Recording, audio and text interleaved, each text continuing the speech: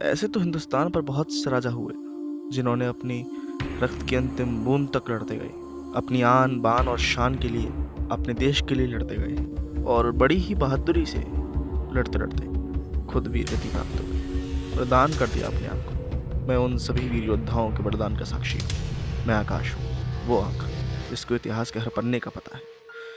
तो भैया, भारत पर राज करने वाले बहुत सी रियासतें, साम्राज्य हुए, लेकिन मराठा साम्राज्य जैसा मुझे नहीं लगता कि इतिहास में कभी न हुआ है और ना कभी होगा। इस पूरे भारतवर्ष में मराठा साम्राज्य को स्थापित करने वाला सिर्फ एक ही व्यक्ति था, और वो थे छत्रपति शिवाजी महाराज।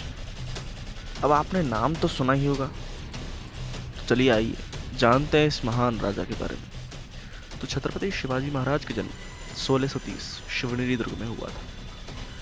वे बचपन से ही वीर, साहसी, घुड़सवारी में निपुण, तीरंदाजी में निपुण, तलवारबाजी में निपुण, हर चीज़ में वे निपुण थे। और वीरता तो इतनी थी कि आसपास के सभी राजा उनकी वीरता, शौर्य और पराक्रम सबसे परिचित थे। और सबसे बड़ी बात, उनकी बुद्धिमत्ता सबसे बड़ी थी। बुद्धिमत्ता समझे? नहीं? अरे भैया, टेक्निक्स।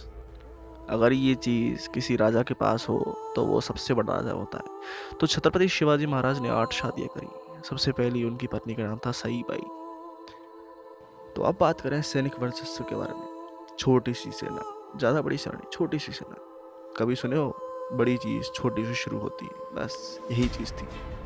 अब सबसे बड़ा प्रश्न ये था कि सैनिक कहाँ से जुटाएं, सेना कहाँ से बनाएं। तो उनको मावलों का सबसे बड़ा सपोर्ट। क्या हुआ, नहीं समझे? अरे भैया, बड़ी लंबी कैलकुलेशन करते थे। वो जानते थे कि आसपास के सभी लोकल एरियाज को वही जानते हैं।